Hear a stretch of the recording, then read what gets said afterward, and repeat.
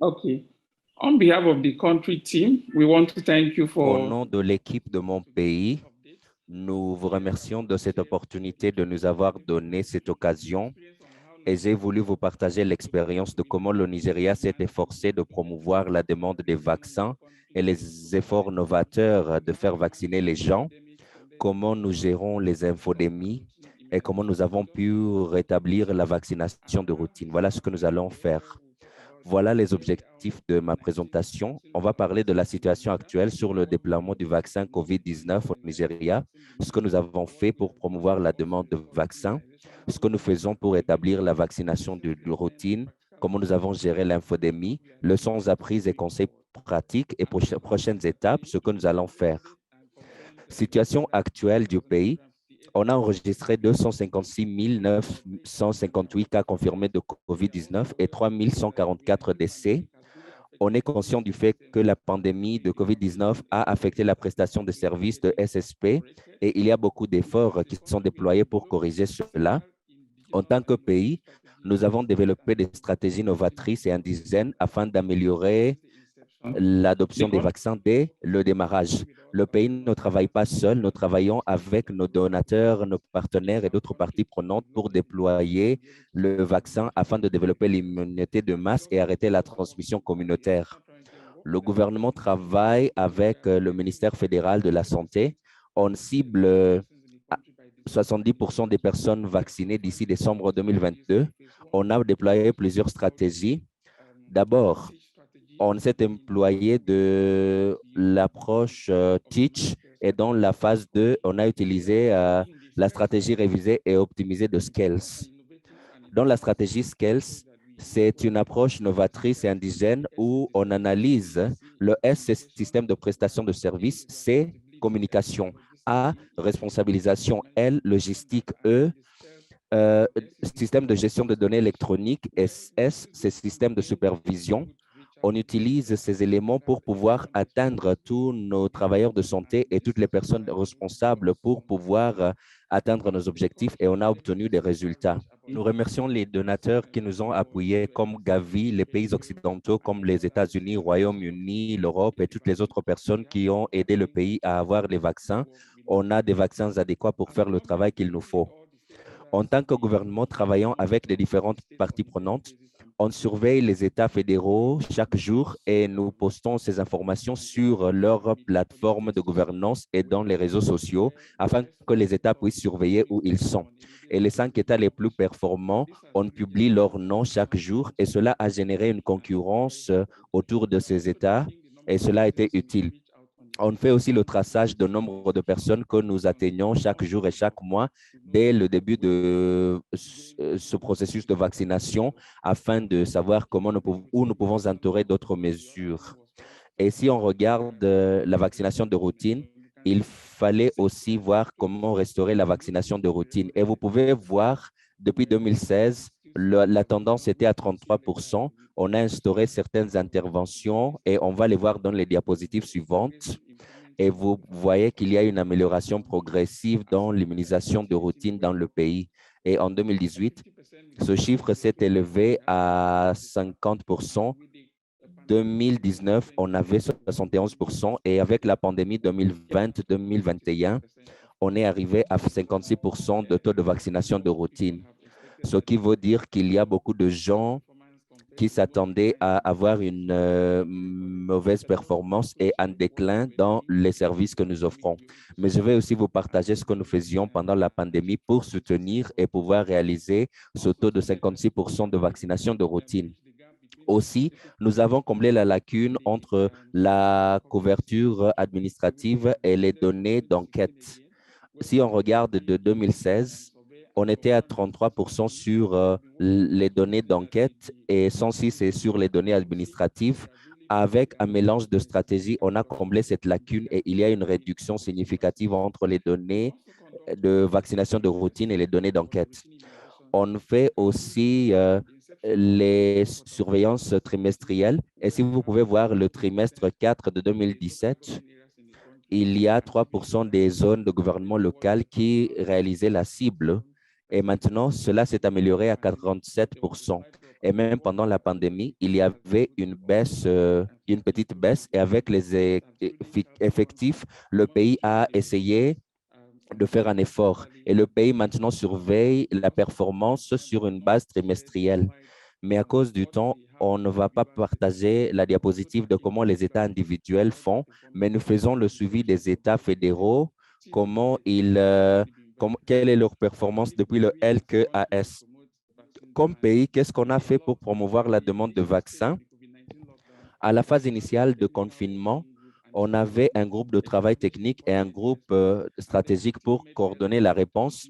L'équipe s'est réunie quotidiennement pour élaborer ces directives et des procédures opérationnelles sur la préparation et la réponse à la COVID-19, à l'attention des travailleurs de la santé dans les établissements de soins de santé primaires et des mobilisateurs communautaires. Avec les manuels de formation, on a formé les agents de santé, plus de 220 000 agents de santé et plus de 60 000 mobilisateurs communautaires ont été formés. On a aussi offert les équipements de protection individuelle qui ont été fournis pour garantir la prestation de services. On a aussi développé beaucoup de matériel d'information, éducation et communication diffusé auprès du public et on a fait des vidéos animées développées et partagées sur les réseaux sociaux.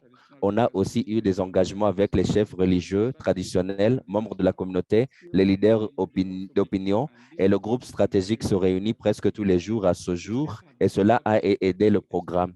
Les États ont été soutenus pour augmenter le nombre de sites de vaccination afin d'améliorer l'accès aux vaccins COVID-19 et aux vaccinations de routine.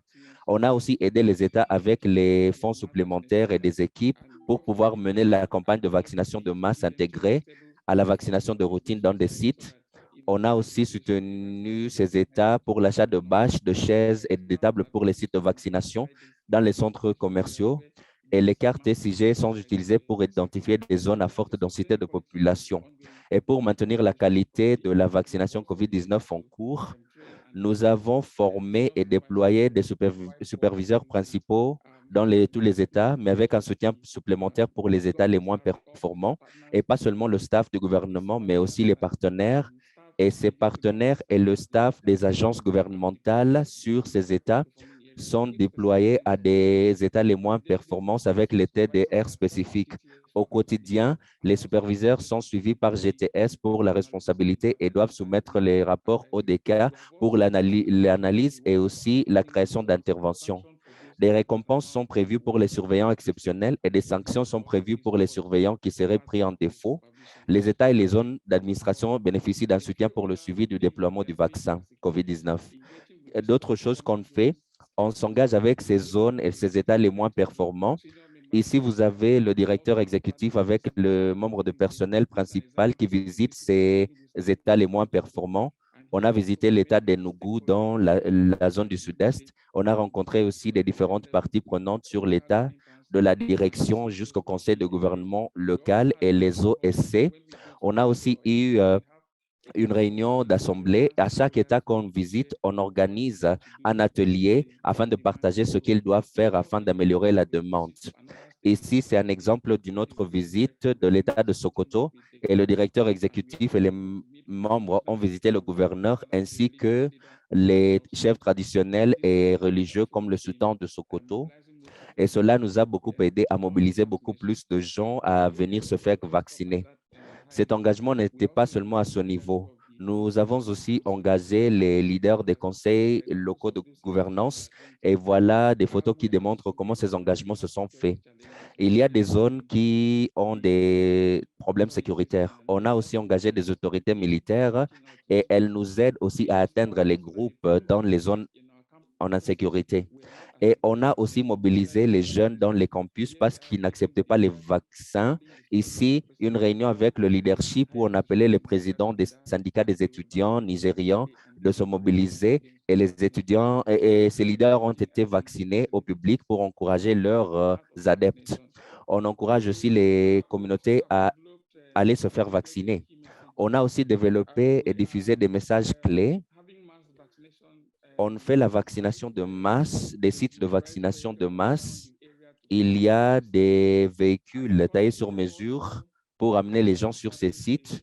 Et comme un pays, Nous avons aussi développé une application qui s'appelle Vaccination Site Finder, où s'il y a un client qui voudrait se faire vacciner, pourrait se connecter sur l'application et pouvait trouver les sites de vaccination qui lui sont proches et aller se faire vacciner.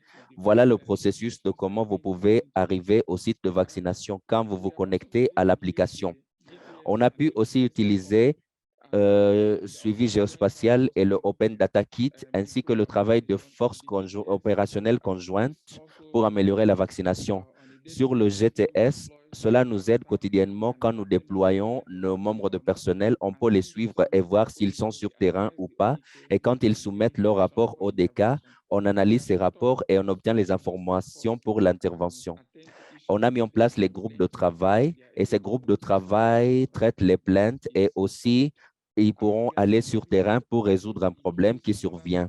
On a aussi introduit un niveau de validation. Nous avons des validateurs qui ont été recrutés pour les équipes de avec les équipes de vaccination et cela évite les raquettes. Après la validation, on prend votre photo et cette photo est chargée au serveur. Et quand on fait la validation à tout point, comme à l'aéroport, vous pouvez voir ces détails, ce qui est utile. Malgré les efforts continus, il reste quelques défis à relever et certains de ces défis, comme les structures de coordination médiocres, en partie au niveau infranational, surtout dans les États et des zones peu performantes. Il y a eu aussi lenteur de l'utilisation des vaccins COVID-19 dans la plupart des États, principalement en raison de l'hésitation persistante du public. Et quand vous analysez cela de près, les gens ne veulent pas aller se faire vacciner et c'est ce groupe que nous portons une plus grande attention. Nous avons aussi une insuffisance de ressources humaines et cette insuffisance a empêché la mise en œuvre complète de déploiement dans le pays. Qu'est-ce que nous faisons pour restaurer l'immunisation routine? L'avantage que nous avons comme un pays, c'est qu'avant le confinement, on avait mis en place des structures.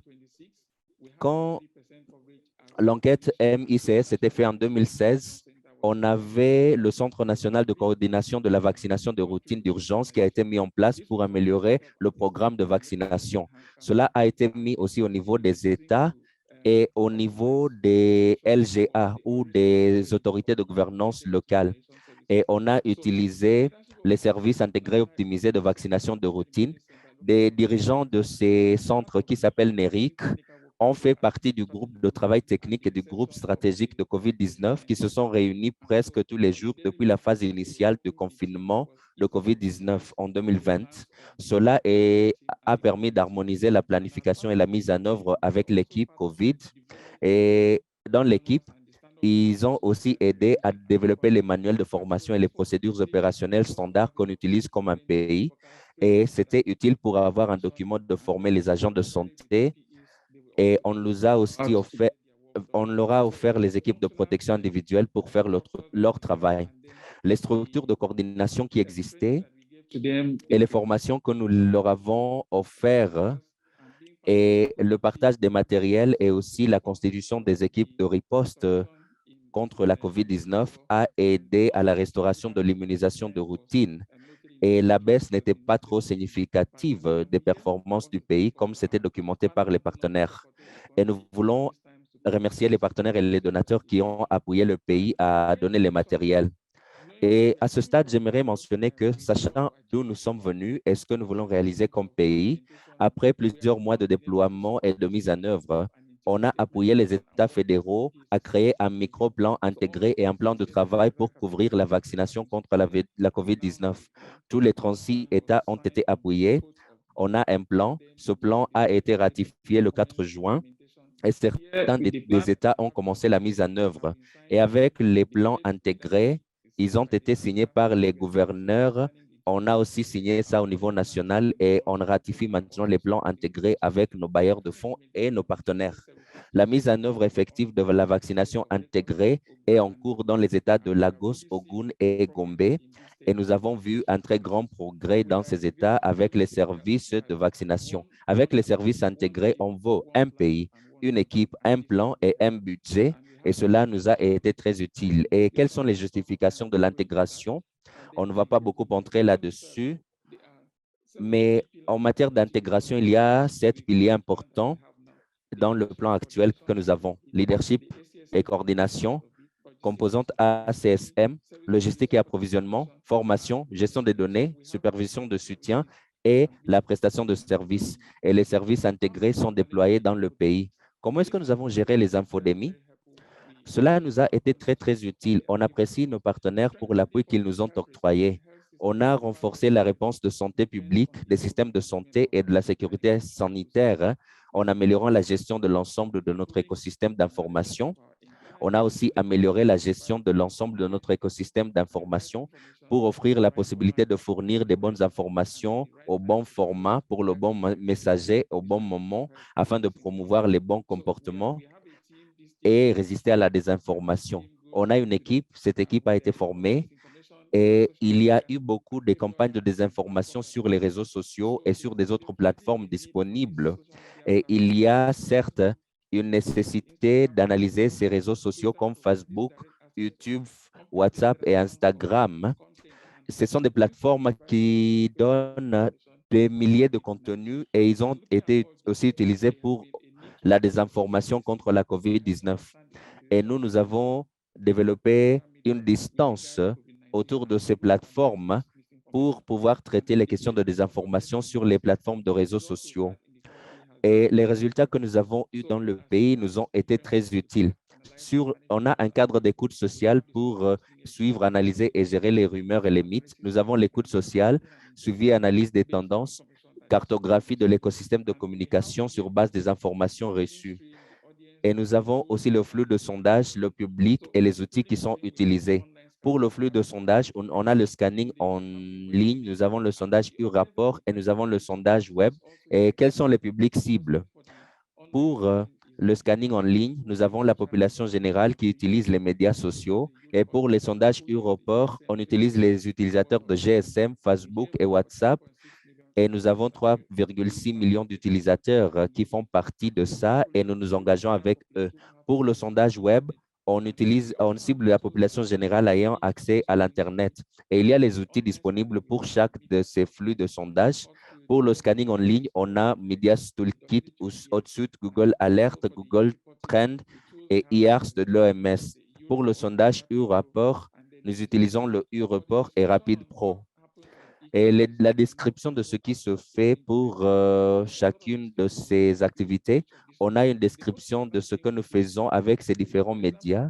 Et ce qui est très important, si je vous donne un exemple de sondage sur les médias sociaux à travers les plateformes, voilà un exemple. Une fois chaque semaine, on mène un sondage et les réponses collectées sont rassemblées sur toutes les plateformes et l'analyse des résultats est partagée avec les équipes de communication pour les actions nécessaires. Et voilà une question d'un sondage. Avez-vous encouragé votre famille et des amis d'aller se faire vacciner contre la COVID-19? 82% ont répondu oui, 11% ont dit non et 7% n'ont pas encore considéré le faire. Pour les exemples d'écoute sociale sur la confiance dans les vaccins COVID-19 qu'on a recueillis du 6 au 12 juin 2022, les rapports quotidiens d'écoute sociale ont été adaptés à des états spécifiques. On analyse les états où il y a les défis, surtout avec les réseaux sociaux, comme on a identifié avec l'écoute sociale. Les États qui étaient beaucoup plus affectés, c'était Lagos, Oyo, Rivers, FCT, Ondo, Kaduna, Kano, Delta, Rivers et Edo. Et lorsqu'on a fait l'enquête de l'écoute sociale, voilà les résultats. En matière de confiance envers les vaccins, 50 étaient positifs et 50% étaient négatifs. Sur la commodité des vaccins, 50% étaient positifs et 50% étaient aussi négatifs. En matière de complaisance à l'égard de vaccins, 14% étaient d'avis positifs et 86% étaient d'avis négatifs. Et positif, c'était la communication sur les effets indésirables du vaccin contre la COVID-19 suite à la vaccination. Et si on regarde chacun de ces domaines, pour la complaisance à l'égard des vaccins, une fois on obtient les informations, on fait une analyse. Et sur cette plateforme, nous avons les plaintes qui viennent des gens et ça part de des femmes qui sont enceintes qui ne peuvent pas prendre les vaccins ou qui ont été demandées de payer pour se faire vacciner, ou l'antenne de MTN n'a pas offert les sensibilisations sur la COVID-19. Toutes ces informations nous ont aidés à savoir les messages à adapter sur la promotion de la demande de COVID, de vaccin COVID. On a aussi éduqué les gens sur la présence de COVID-19 et pratiqué les mesures de précaution et les mesures barrières. Et nous avons aussi des actions sur les gens qui n'agissent pas avec les informations que nous leur offrons. Avec la confiance dans les vaccins, on a beaucoup obtenu sur l'écoute sociale. Il y a un poste qui informait les gens de la sécurité du vaccin contre la COVID-19 pour les femmes enceintes. Il y a une autre personne qui a parlé de vaccin qui est utilisé. Il y a quelqu'un qui demandait que si la COVID-19 est toujours au Nigeria. Et toutes ces informations nous ont aimé à prendre les décisions. Et on a eu des instances et des commentaires sur le mauvais stockage et la mauvaise distribution du vaccin contre la COVID-19. Et il y a un commentaire qui a dit, quand j'ai vu les guis, mon bras a commencé à me faire mal à cause de la dernière piqûre. Et de ces informations que nous obtenons des réseaux sociaux, ces informations nous aident à atteindre ces personnes et à planifier les actions pour nous aider à améliorer la vaccination. Leçons apprises. Nous avons appris beaucoup de leçons dans la mise en œuvre de ces activités. Les expériences que nous partagerons ici partent surtout pour notre système. On a compris que les ressources ne sont pas encore suffisantes pour parvenir à des soins de santé universels et la pandémie nous a révélé ces lacunes. Notre système de santé doit être mieux préparé en termes de ressources humaines, matérielles et financières nécessaires à un plan d'intervention d'urgence. Les pays doivent s'assurer qu'ils identifient et réservent les mesures pour accélérer la réponse aux urgences afin de réduire les délais en cas d'urgence, ce qui pourrait être important pour freiner la propagation de la pandémie. Les gouvernements peuvent soutenir l'augmentation de l'utilisation de la vaccination de routine en fournissant des lois, des politiques et des directives favorables, une volonté politique et un financement adéquat pour lutter pour les pandémies futures. L'appropriation, la préparation et la participation de la communauté par le gouvernement à tous les niveaux sont essentiels pour détecter, atténuer et répondre à toute pandémie. L'existence d'une structure de coordination fonctionnelle pour la vaccination était utile car elle a été immédiatement élargie pour devenir le groupe de travail technique COVID-19 et le groupe stratégique qui se réunissait chaque jour pour discuter et prendre des décisions et des actions de la mise en œuvre. On a aussi identifié que les prestataires de services sont en première ligne pour la prestation de services de vaccination de routine. Leurs connaissances, compétences, attitudes et pratiques en matière de prestation de services peuvent augmenter le taux d'acceptation des vaccins. Si vous ne prenez pas en compte ces personnes, ça pourrait affecter le système. Mais si vous prenez bien soin d'eux, ils peuvent adopter le programme en leur entièreté. L'extension de la vaccination à un plus grand nombre de sites de vaccination, l'effort agressif de génération de la demande, l'intégration de la vaccination contre la COVID-19, l'application de recherche des sites de vaccination ont contribué à accroître l'accès et l'utilisation de la vaccin au Nigeria. Les chefs religieux et communautaires sont des gardiens au niveau de la communauté et leur appui a aidé à avoir beaucoup plus de gens à se faire vacciner. La création d'une saine concurrence entre les États était très utile. Un suivi étroit et une supervision active a renforcé la responsabilité et l'utilisation des GTS et ODK a beaucoup aidé. L'introduction de la gestion électronique des données nous a été utile pour avoir les rapports et des interventions en temps réel et les partenaires de développement ont été très utiles en nous fournissant un soutien technique et pour les vaccins, ils étaient très utiles dès l'introduction de la vaccination au pays. Et on apprécie nos donateurs et nos partenaires qui étaient là. Quelles sont les prochaines étapes pour le pays? On va toujours faire le suivi avec l'appui que nous avons et on va travailler avec nos partenaires pour ainsi faire et on va mobiliser des ressources pour faire ce travail et tirer profit des ressources actuelles. Pour nous, en guise de conclusion, nous voulons remercier les organisateurs de cette formation de nous avoir donné l'occasion de partager notre expérience nigériane, de comment nous avons promu la demande de vaccins pendant la pandémie et comment nous avons rétabli la vaccination de routine. il y a nécessité des pays ici présents d'explorer des moyens innovants pour répondre à la pandémie et planifier les événements dans l'avenir. Nous devons nous préparer en avance de ce qui va se produire. Il ne faut pas attendre à ce qu'une crise se produise. Tous les pays doivent profiter des ressources disponibles pour la réponse à la pandémie COVID-19, de renforcer leur système de santé et assurer l'intégration des services pour la performance optimale. Au nom de l'équipe ici, je vous remercie de l'opportunité que vous nous avez offerte pour vous donner ces mises à jour. Je vous remercie encore.